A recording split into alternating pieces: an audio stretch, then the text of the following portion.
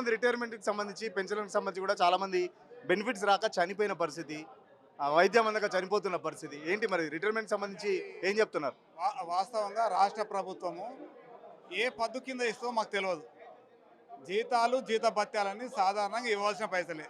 దానికి గతంలో ఎప్పుడు కూడా ఇలాంటి పరిస్థితి కనపడలే. కానీ గత 2 సంవత్సరాల నుంచి రిటైర్మెంటు గత ప్రభుత్వం మాట్లాడితే 2.5 సంవత్సరాలైంది గత ప్రభుత్వం ఏంటి ఇంకా. ఆ ప్రభుత్వము వేతనాలు ఇవ్వలేకనే 3 ఏళ్ళు పెంచిన మాట వాస్తవం. మరి వచ్చిన తర్వాత ఈ ప్రభుత్వము హామీలిచ్చి ముందుకొచ్చింది. ఈరోజు 200 యూనిట్ ప్రభుత్వం ఇస్తలేదా? మహాలక్ష్మి పథకం కింద బస్సు ఉచితంగా ఇస్తలేదా? ఇస్తుందే. ప్రభుత్వం అనుకున్న పథకాలకు ఎక్కడ డబ్బులు కోత పెడుతుందా? లేదే. మరి ఉద్యోగ ఉపాధ్యాయులకు చివరికే ఈ జీతభత్యాలకు, పెన్షన్లకు లెక్కలు కట్టడం సరైనది కాదు. ఈరోజు అవునన్నా కాదన్నా విద్యారంగంలో ప్రభుత్వం ఏం చేస్తుందంటే ప్రభుత్వ విద్యారంగాన్ని నిర్వీర్యం చేయడానికి ఈరోజు రాష్ట్రంలో విద్యా సంస్కరణల పేరిట ఒకటి ఆకునూరి మురళి కమిటీ చేసి ఉన్నారు. దాంతోపాటుగా కేశవరావు గారితో ఒక కమిటీ ఉన్నది. దాంతోపాటు మరి ఆ, ఇంకా అధికారుల కమిటీ, అనధికార కమిటీ, ఆఫీసర్స్ కమిటీతో వేసి ఉన్నారు. అయినప్పటికీ విద్యారంగానికి ఈ రోజు వరకు చెప్తున్నా, ఈరోజు మాట్లాడుతున్నారు చాలా ప్రభుత్వ రెసిడెన్షియల్ స్కూళ్లకు ఇంటిగ్రేటెడ్ స్కూల్స్ కింద చేస్తామని చెప్తున్నారు ప్రభుత్వం. మరి వాటికి డబ్బులు ఎక్కడ వచ్చినాయి? డబ్బులు వచ్చినాయి కదా. మరి అదే కోణంలో ఈరోజు రెసిడెన్షియల్ పాఠశాలతో పాటు ప్రభుత్వ పాఠశాలలు ఆగ్నూరి మురళి మాట్లాడుతూ రాష్ట్రంలో పబ్లిక్ స్కూల్ తేవాలని చెప్తున్నాడు. ఒకే ఒకటి ఆరుట్ల పాఠశాల చూపించి అందలాలిస్తే కాదు, ఈ పబ్లిక్ స్కూల్స్ అన్నీ కూడా భవిష్యత్తు కాలం నడిచేది కాదు. ఆగ్నూరి మురళి గారు ఉన్నారు కాబట్టి అక్కడో ఇక్కడో పోయి విరాళాలు తీసుకొచ్చి ప్రభుత్వ పాఠశాలల్ని బాగా చూపిస్తుండొచ్చు. అన్ని పాఠశాలలు చూపిస్తాం. అలాంటి ఆగ్నూరి మురళి ఎవరు దొరకరు. మరి ఈయన గొప్పగా అందరూ కూడా ఊహించుకుని ఆగ్నూరి మురళి వచ్చినప్పుడు కూడా ఆయనకు సంబంధం లేని రిపోర్ట్ పెట్టాడు. అందులో ప్రమోషన్స్ ఆయన ఇవ్వలేడు, ట్రాన్స్ఫర్ చేయలేడు, ఆర్థికంగా జీతాలు పెంచలేడు, జీతాలు తగ్గించలేడు. ఆయన శక్తే కాదు. ఆయన ఎక్కడో ఆకాశంలో చూసుకొని మధ్య చంద్రయానం చేసినట్టు ఏదో రిపోర్ట్ రాసి తప్పు. ఆయన చెప్పే సిఫార్సులు ఒకవేళ అమలుకైతే పాఠశాల ఆయనే ఇప్పుడు రకరకాల ఇంటర్వ్యూలు ఇక ఉన్న పాఠశాలన్నీ కూడా జీరో స్కూల్స్ అయితాయని. జీరో స్కూల్ అయితే నువ్వు కావాలన్నా, నీ ఆలోచన, నీ ఐఏఎస్ అధికారి అవసరమా? నువ్వు అసలు ఐఏఎస్ అధికారి ఎక్కడికైనా ఆయన ఒక assistant AE, assistant engineer, not IAS. నువ్వు ఏదో పైసా డీ చేసి ఆడికెళ్ళి కన్ఫర్మ్ ఐఏఎస్ అయ్యి నువ్వు గొప్పగా మాట్లాడుతూ విద్యారంగాన్ని ఏదో తీరుస్తాను సరైన విధానం కాదు. ఇప్పటికైనా సోయి ఉంటే ఆలోచించి మాట్లాడేటప్పుడు అక్కడక్కడ ఛానల్లో మనం గమనించి ఆయన మాట్లాడుతున్నాడు. ఆయన పరిధి, ఆయన స్థాయి దాటి మాట్లాడుతున్నాడు. నువ్వు కూడా ఒక ఉద్యోగి రిటైర్ కావచ్చు. ఆయనంత మాత్రాన ముఖ్యమంత్రి గారు చాలా ఆశల కొద్దీ ఈయన పక్క రాష్ట్రంలో ఏదో బాగా చేసినా వచ్చింది. కానీ ఏం బాగా చేసిండు? పక్క రాష్ట్రం ఆంధ్రప్రదేశ్లో మీరు తెలుసుకోండి. ఆయన పుణ్యమా స్కూళ్ళన్నీ మూతపడ్డాయి. దాదాపు 3 నుంచి 4 లక్షల మంది విద్యార్థులు ప్రైవేట్ పాఠశాలకి వెళ్ళినాయి. ఈయన చేసింది ఏంటంటే సున్నం వేయించిండు, రంగులు వేయించిండు తప్ప ఏం చేసింది లేదు. ఇక్కడేదో చేయిస్తా అంటూ సరైనది కాదు. ఆయన అనుకున్న పాఠశాలలు ఈరోజు రాష్ట్రంలో అవునన్నా కాదన్నా 24 లక్షల మంది పిల్లలు మన స్కూళ్ళలో ఉన్నారు. ఆయన 100 పాఠశాల పెడతాను. ఒక పాఠశాల 1500 మంది అంట. అంటే 1,50,000 మందికి మనకే ఈ పాఠశాల మిగతా వాళ్ళు ఎక్కడ పోవాలి? మేము ఉపాధ్యాయ సంఘాలుగా ప్రభుత్వ నిర్ణయాన్ని వ్యతిరేకించడము కాదు. మేము అడిగేది కూడా అవసరం అనుకున్న దగ్గరలో జీవో 25 సవరించి తప్పకుండా మాకు రిజిస్ట్రేషన్ చేయమంటున్నాము. ఈ అధికారులు ఏం చెప్తుంటే లేదు ఉద్యోగులు ఉపాధ్యాయులు వ్యతిరేకం కాదు. అదే కోణంలో 2-3 గ్రామాలను కలిపి ఒక ఉన్నత పాఠశాల చేయమని కోరుతున్నాం. 150 మంది 200 పిల్లలు ఒక దగ్గర ఉంటే మేము కూడా మా టీచర్లు బాగా చెప్తారు. మేమే ఆ 2-3 స్కూల్ ఒక దగ్గర పని చేసుకుంటాం. ఎందుకు ఫలితాలు రావు? మాకు ఛాలెంజ్ మేము పని చేస్తాం. అనవసరంగా మా పైన నెపం చెప్పడానికి, టీచర్లు పని దొంగలని చెప్పుకోవడానికి, అందరూ ఎక్కడి నుంచి అప్పడం రకరకాల ఇది సరైనది కాదు. ప్రభుత్వం ఈ రోజు వరకు ఆయన చెప్తున్న గొప్పగా నేను చాలా మందితో ఏ సంఘంతో మాట్లాడినా ఆయనను మిస్టర్ ఆగ్నూరి మురళి నేను అడుగుతున్నా ఈ వేదిక ద్వారా, నీ ముఖానికి ఏ సంఘంతో మాట్లాడినో చెప్పు. నీ ముఖానికి నీకు సోయి ఉంటే ఆగ్నూరి మురళి ఎవరితో మాట్లాడినావు, ఎవరితో ఆలోచించినావు? నీ ఇష్టానుసారంగా చేసుకుంటా కాదు. తక్షణమే నేను తొలగించాలని కోరుతున్నాను ముఖ్యమంత్రికి. దృష్టిలో మీరు పనే చేస్తలేరు అన్నప్పుడు ఆయన మీతో వచ్చి ఎందుకు మాట్లాడతారు? మీ సమస్యలు ఎందుకు వింటారు? లేకపోతే మీ సలహాలు ఎందుకు స్వీకరిస్తారు? ఆయన మా సమస్యలు పరిష్కరించేంత మొగోడు కాడు. ఆయనకు ఆ స్థాయి లేదు, ఆయనకు ఆ శక్తి లేదు. ఆయన కాదు జీతాలు పెంచేతో ఆయన కాదు, మాకు వేరే ఉంది. ఆయన ఏదైనా రాష్ట్ర ప్రభుత్వం గౌరవ ముఖ్యమంత్రి రేవంత్ రెడ్డి గారు ఆలోచించి బాగా జరుగుతుందేమో, పక్క రాష్ట్రం బాగా చేసి ఆలోచించి ఆయన చేశారు. ఏం చేసినారు కింద ఉన్న నాలుకకు మనం చేస్తే ఉన్న నాలుక పోయినట్టు చేసిన ఆయన ప్రభుత్వ తీరు, ఆయన తీరు.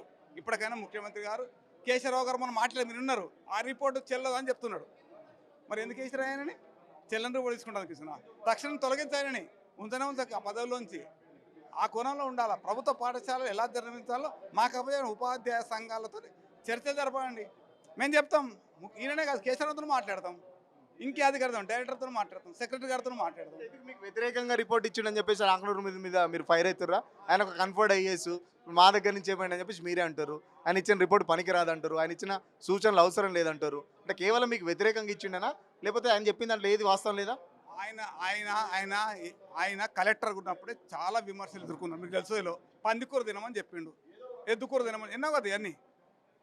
ఆయన చరిత్ర అంతా మాకు తెలుసు. మరి ఇప్పుడు వచ్చి మాకైనా వ్యతిరేకించే దమ్ము ధైర్యం కూడా లేదు. రాసుకోవచ్చు, ఆయన చెల్లదు. ఆయన డైరెక్ట్ రిక్రూట్మెంట్ చేయమంటారు. ఆయన సో అవుతుందా? టీచర్లకు ప్రమోషన్స్ అనేది 70-30% ఉంటుంది. ఆయన తొలగించి హక్కు ఆయనకుందా? జిఏడ్ ఉంటుంది, సర్వీసెస్ ఉంది, సెక్రటరీ గారు ఉంటారు. ఆయన ఇష్టం అది ఆయన అనుకుంటే ఆకాశంలో వెళ్తూ చంద్రయానం పోతూ రాసుకున్నట్టు రిపోర్ట్. మాకు వ్యతిరేకంగా రాసిన ఏది చెల్లదు. అనవసరంగా లక్షల రూపాయలు ఆయనకు కడతల కింద ఇస్తున్నారు, జీతాల కింద ఇస్తున్నారు. కాబట్టి దయచేసి ఆయన తక్షణం తొలగించమని కోరుతున్నాం.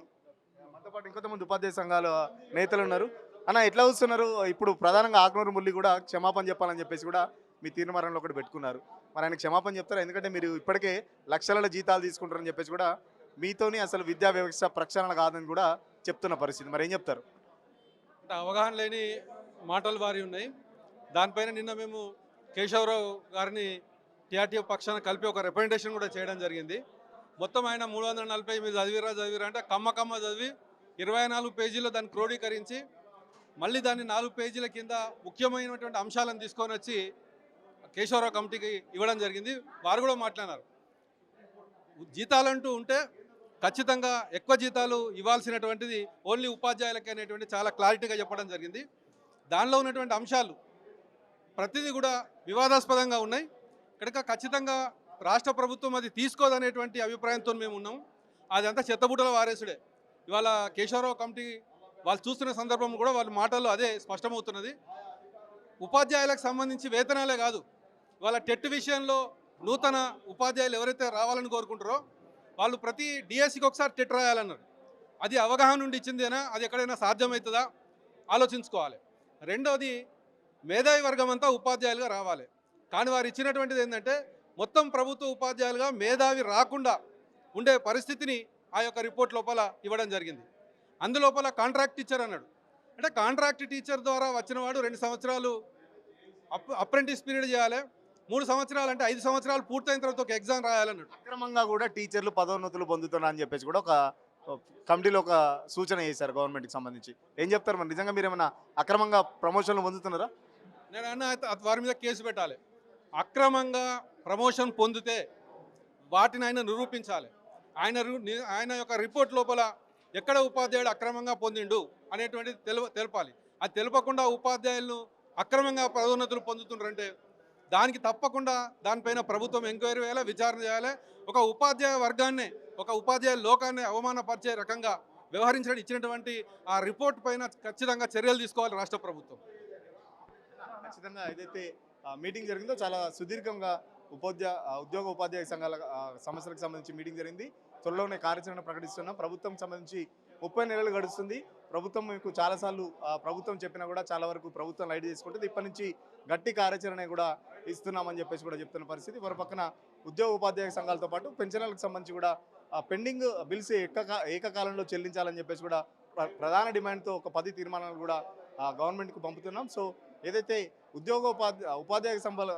ఉపాధ్యాయ సంఘాలకు సంబంధించి కూడా ఆకునూరు మురళి ఏదైతే కమిటీ ఇచ్చారో ఆ కమిటీ నివేదికను కూడా చెత్తబుట్టలో వేయాలి. గవర్నమెంట్ ఎట్టి పరిస్థితుల్లో ఆ కమిటీ కనుక అమలు చేస్తే మాత్రం చాలా తీవ్ర పరిణామాలు ఉంటాయని చెప్పేసి కూడా ఉపాధ్యాయ సంఘాలు కూడా హెచ్చరిస్తున్న పరిస్థితి. సో చూద్దాం. గవర్నమెంట్కి సంబంధించి అయితే చాలా తీవ్రంగా వీళ్ళ డిమాండ్స్ అయితే పెడుతున్నారు. బట్ గవర్నమెంట్కి సంబంధించి గతంలోనే చెప్పిన పరిస్థితి, డిమాండ్లకు సంబంధించి డబ్బులు లేవని కూడా ముఖ్యమంత్రి చెప్పిన పరిస్థితి. దశల వారీగా కూడా కొన్ని చెల్లించాలని వీళ్ళు డిమాండ్ చేస్తున్నారు. బట్ గవర్నమెంట్ పట్టించుకోవట్లేదని చెప్తున్న పరిస్థితి. సో గవర్నమెంట్ వీళ్ళ కార్యాచరణకు సంబంధించి ఏదైనా ముందుకొచ్చి వీళ్ళ పెండింగ్ బిల్స్ కానీ డిఏలు కానీ ఏమైనా రిలీజ్ చేస్తుందా లేదని కాలమే సమాధానం చెప్పాలి. వీడియో జర్నలిస్ట్ సతీష్తో సురేష్ వీళ్ళ కోసం హైదరాబాద్. అసలైన తొలి వెలుగు. ఫాలో వాట్సాప్ @తొలి వెలుగు official.